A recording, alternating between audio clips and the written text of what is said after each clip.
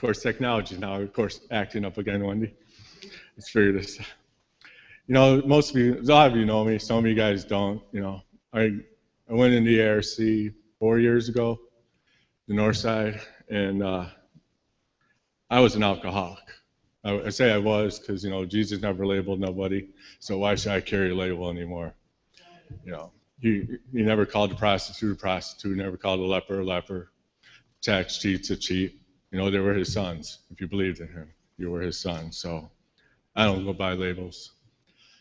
I graduated program, and I worked for the Army. I started out as a little dock man at one of the donation centers, and 8-9 months later, I've been a manager, managed 4 stores. I brought my boss with me. It's the greatest boss I've had after Major Aaron. You know, I started applying to be an officer. You know, blue is my favorite color, but red would look really nice. So now I took the test. They said I'm not crazy, or I don't know if I'm supposed to be crazy. I'm not saying. Either way, you know, we're talking with them. I'm going forward. I hope with getting an internship here soon. I hope. Hope everything works out. You know. And that's what you pray to is God will. You know, God will do what God wants to do. And all my problems, if I leave it to Him, He'll figure it out. I just gotta, you know, it's not what's God's will, it's more if I'm going to follow it. You know, am I going to follow?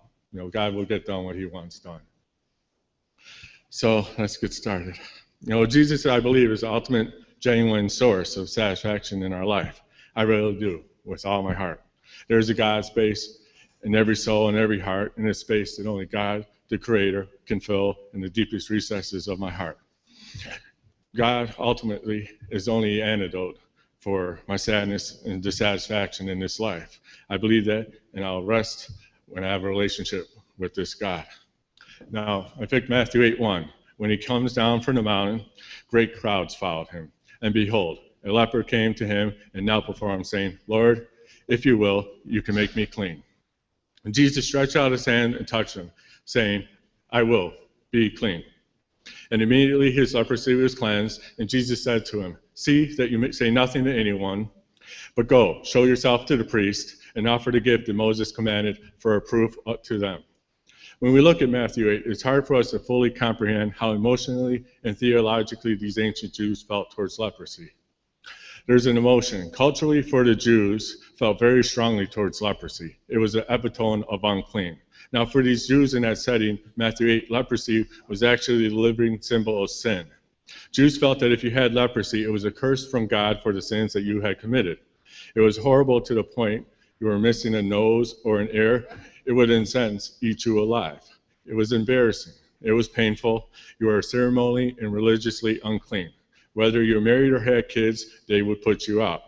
Removed from society, put outside from where everyone else was living. It was isolation. It was rejection. You were alive, but you were dead. You have lost your life as you knew it. Do you know why that is important? Because it begins to frame for us amazing ramifications and implications in the setting of Matthew 8. So we approach it and it seems pretty straightforward. Jesus comes down the mountain and there's a great crowd. And there's a leper and he's desperate. Jesus reaches out and heals him. Isn't that a great miracle? There's so much more there though. Jesus heals a man and he sets him free. He delivers a man. He gives the man a new life. And I'm one of the guys that believe the Bible is absolutely the Word of God and divinely designed. I believe that there's something also more important than there was a leper and Jesus reaches out and heals him. But I also think it's significant to where it actually happened. Matthew 8 seems to give us the geographical details. It says he was coming down a mountain. By the way, a whole big great crowd were with him, and they run into, evidently at the base of the mountain, they run into a man with leprosy. Why is that significant, Matthew? Why did you add that to your gospel? You got to ask yourself, was Jesus walking around going down the mountain in the first place? What is Jesus doing on the mountain? Are they on a field trip? You know, Jesus is like, come on, guys, let's go. Let me show you this pond over here. We go great fishes. Of course, to get to that answer, we have to go back. In Matthew 5, verse 1, seeing the crowds, he went up to the mountain, and when he sat down, his disciples came to him. And he opened his mouth and he taught them. Now, what comes from Matthew 5, 6, and 7, which is the single greatest sermon ever preached in human history, is the Sermon on the Mount. Augustine in 363 AD coined the phrase Sermon on the Mount. Now, you might not be familiar with the Sermon on the Mount or read it in some time, but you'd probably be reasonably familiar with some of the elements of the Sermon on the Mount, some of the points Jesus makes. And there are people out there who never even heard Matthew 5, 6, and 7, yet their ethics or morals are also affected by the greatest sermon ever preached in human history. For instance, the golden rule, that would be the Sermon on the Mount. Do unto others that you would have them do unto you. Whole cultures and cities and societies have adopted ethics from that teaching. But notice it says before he taught, he walked up a mountain, people sat, and he began to teach. Many scholars think that Jesus taught 2 or 3 days. It's a long sermon. One of the reasons why they say is because in Matthew chapter 5, verse 1, it alludes to the fact that he had a good crowd. But when he goes to Matthew chapter 8, verse 1, he had a great crowd. That is how the gospel works, you know. You put Jesus at the center, you'll start with a good crowd, but if you keep making Jesus the big deal, then you'll end up with a great crowd. The gospel still works. It's attractive and it's contagious. Jesus comes down the mountain with a great crowd. Why the mountain? Why the details? Remember, the mountains represented to the Jews at the time in their journey. They had monumental moments where God meets with man. This is where the heroes met with God, Abraham and Elijah and Moses. There are the high places where God will come and meet. Was it an accident that before Jesus meets with the crowd of people, that he goes up a mountain and taught his commandments, if you will, and taught his law? He climbed a mountain. It says, upon coming down a mountain, they ran into a man with leprosy, coming down a mountain. If you are or were Jewish, as I was, you would have to pick up on the undertones of Matthew. He's alluding to the fact that there was another man that came down from his mountain. What he had encountered when he came down had enraged him. But what Jesus comes down his mountain, what he encounters when he comes down a mountain, he acts with compassion and mercy and he heals the man. I wonder if Matthew is saying that Jesus is the new Moses. You remember in Exodus 24, Moses goes up a mountain called Mount Sinai, and on that mountain he received the 10 Commandments from God. In Exodus 32 records he came down, and halfway down his sidekick Joshua says, there's noise of war in the camp. Moses is taking too long. I'll tell you what we're going to do. This is great, everybody. We're going to pool all our gold and make a golden calf and take our clothes off and run around and naked and play wild music. Ain't that great, everybody? Well, Moses gets down there and he's what? He's enraged. The Bible says he takes the 10 Commandments and what? He throws them on the ground and they break and they shatter. He's so mad that he grinds down that golden cow, makes it drink, and puts the golden cow in it. He literally makes them drink their punishment. Now, 1,500 years later, Jesus comes down his mountain after his great law and his great commandments are spoken, and instead of judgment, instead of breaking things and making the people drink their own punishment, Jesus comes down the mountain and he comes down to put broken things back together. And he comes down to drink the punishment you and I deserve. Jesus said in Gethsemane, my Father, if it's possible, let this cup pass from me. Nevertheless, not as I will, but you. Jesus is the new Moses. Matthew has to be alluding to the fact that Jesus is introducing to us a new era and a new age and a new way to be healed and a new way to exist. Now there is one that will put broken things back together, and he will drink our punishment for us. I think that is what is being said here. The Sermon on the Mount, as I already said, is beautiful, is awesome, and extraordinary. It is also discouraging. I know that's hard to say, but the greatest sermon in history, but it is. One of the points Jesus makes is the law in the 10 Commandments. You should not commit adultery. But I say if you looked at a woman and lusted after her in your eyes, in your heart, have you done the deed? So if we're sitting here and saying, well, I'm a virgin, we could just throw that out the door. We're all in this together. Lust is as if you have done the deed. Maybe you find that encouraging, but I find that discouraging. Not a lot of people admit it, but I will. It's discouraging. It gets worse or better, whichever way you see it. One of his zenith moments on the mountain, he says, but you are to be perfect, even if it is your Father in heaven is perfect. See you next Sunday. God, what are you trying to say? One scholar says it like this: you cannot overestimate the impossibility of the Sermon on the Mount. It's unequivocally, unquestionably, 100% impossible for us to achieve, fulfill, or perform. It's just impossible. So, God, what's the point? It's the same point as the entirety of the biblical narrative. You need God, and his name is Jesus. And I got a sense that Jesus gives us the greatest sermon ever in human history, and then says, let's go, boys. We're going down this mountain on a field trip. Now, I'm going to demonstrate for you my ultimate deity on this trip, guys. And what are the chances when they go down this mountain? There's a whole crew with them, and they're all following him, and there's a man with leprosy, the very living symbol of sin. Is this an accident or a divinely orchestrated field trip by God? Now, immediately, let's acknowledge this man with leprosy is completely breaking the law. He needs to be with the other lepers. You can't be this close to clean people because you are unclean. No doubt the great crowds would have stuck there and taken 2 steps back and thought, whoa, oh man, but Jesus knew. The man falls on his face. In Luke chapter 5, he records it. When the man saw Jesus, he bowed with his face to the ground, begging to be healed. Lord, he said, if you are willing, you can heal me and make me clean. If you are willing. If you are willing, you can make me clean. Imagine you're one of those onlookers. You just received the greatest teaching in human history, and you're standing there. This doesn't, wait a sec. He's unclean. The law. What are you doing, Jesus? It gets worse. It gets worse. Jesus seems never to rebuke the man who broke the law, and it gets worse. Jesus says, I am willing. And he touches him. That's unlawful. According to Leviticus 13:14, what is unclean, touched by which is clean will become unclean. That's against the law, Jesus. Some say you needed to touch him to heal, and that's not true either, because in the very next story after this, Jesus just sent the word. So he just wanted to touch him. He didn't have to. He wanted to touch this man. And he reaches out in front of the great crowd and he touches him, and intentionally Jesus breaks the law. How do you like them apples? He's a fulfillment of the law.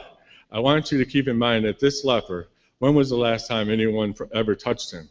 And some say you could go insane if for long periods you never have any human touch. You'll go insane and psychological. How long has this man gone untouched in his life? Jesus, you're breaking the law. Jesus fulfilled the law. It gets worse. It gets worse. Jesus seems never to rebuke the man for breaking. He says, I am willing, and he touches him. That is against the law. By definition, Jesus now touched the unclean. He should now become unclean, correct? Under the law, what is unclean is what is contagious then. And what is unclean shall make what is clean unclean. But just the opposite happens. In that moment, for the first time in human history, and I want you to hear this, for the first time in human history, what is clean made what is unclean clean. Everything is now changed. It is the beginning of a new age. It is the beginning of a new era. All creation, existence, universe, known and unknown will be affected by this moment. Now there's a contagion now that is greater than that which is unclean. There's a power, there's a force in the universe that is more powerful than the unclean. What is Jesus saying? He is saying, I am now the most contagious element in the universe. Now as believers, we have to live from that reality. We are not to spend the rest of our days gathering what we're against, playing defense against humanity. We play offense from we have the contagion oozing from our core of our being. His love is contagious.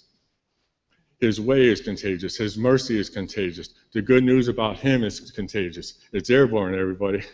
I will not spend another day in my life afraid of from which that is unclean, for I have the greater within me. It is the clean. We are not to spend the rest of our days in fear of wickedness and evil and sin and darkness, for greater is he that is in us than that is in the world. We are not going to spend our time getting together as believers, dissecting, deliberating the really bad, dark, and satanic things going on in society, and collaborating on how bad it is and what will we ever do. I'd rather spend my time focusing on the greater than the lesser. And the greater is Jesus, his blood, and Calvary, his redemption, and his finished work on our cross. It is greater and it is contagious, and it will change the world. Imagine if you're one of those people. You just got preached at by Jesus. You saw what you heard was impossible. The clean just made the unclean clean. That right there for every Jesus follower should change our lifestyle. It should change the way you raise your kids. Johnny, no, don't go there. You're too afraid. Come on, church. Jesus doesn't give us the spirit of fear. Jesus is beautiful. He's wonderful. And he's awesome, and he's powerful. Family, once we become captivated by the immensity and the beauty and glory and the love of Jesus, things in the world will go strangely dim. I'm not playing from a defense in life. I'm playing from offense, and the contagion is from within me. His clean has made my unclean clean. Now, when I go into unclean situations, my clean is now contagious. The leper goes to the mountainside. He must have heard word of mouth evidently that there was a power, possibly a power, greater than he, the most diabolically diseased known to man. This power will give him his new life. Maybe if he was married, he could go back and see his wife now. Maybe if he had kids, he could go play with them again. Maybe he could now re-enter the society that shunned him, and he'd have reason for living again rather than wandering aimlessly around on the outskirts of society. What is that message? What is Jesus trying to say here? He comes from this mountaintop moment where he delivers the greatest sermon in human history. Before they come completely off the moment, they're confronted with the essence of the whole sermon, I believe. The leper is never named because you and I are the lepers. Every boy, girl, sucking air, taking 2 seconds bath, that is who he's talking to. But there's something here in some demonstrative ways that this man has such a demonstrative disease that is eating him alive, and it is disfiguring him, and it's grotesque, and it's deplorable, and it's lonesome. They want their distance from this man. Jesus draws near, and the message is apparent. He is saying, you think this disease is bad, and the disease this man has on the outside, we have far worse on the inside. It's a diabolical disease, and it's called sin, and we're dying from it. And you need to be given a new life. I've come down my mountain and put broken things back together. I've come down my mountain not to afflict you with the punishment you deserve, but to drink the punishment for you, for that I might grant you a new life, that I might put you back together again, that you can re-engage with relationships in society and for purpose. And he's saying to this great crowd, you are this man. It's all there. He's our greater Moses. He fulfilled the law. He has come down from his high, lofty abode where his law is sparkling and perfect and just. But he has stepped down to heal broken humanity, which is incapable of ever fulfilling what he taught there on the mountain. And he comes down to put us by his grace and mercy to put us back together again.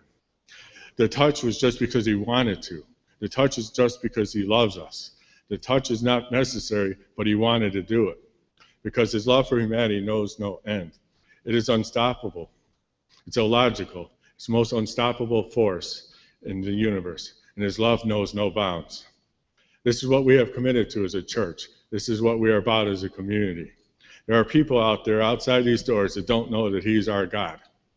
They still believe that he's up there on the mountain somewhere and that they struggle to climb every day to get to the mountain, to get to him. They do not know that he's come down that mountain. And we're committed to showing the love of Jesus to the ends of this earth. Now we go out not as lepers, but as believers of Jesus. And we find the leper, and when he asks to be made clean, we would respond, we're willing to help you. And as a community leaders, the first thing we should do whenever somebody walks through the doors, we should thank each and every one of them for making the effort and not giving up. You haven't given up and you haven't cashed it in. Are we perfect? No, but we do know one who is.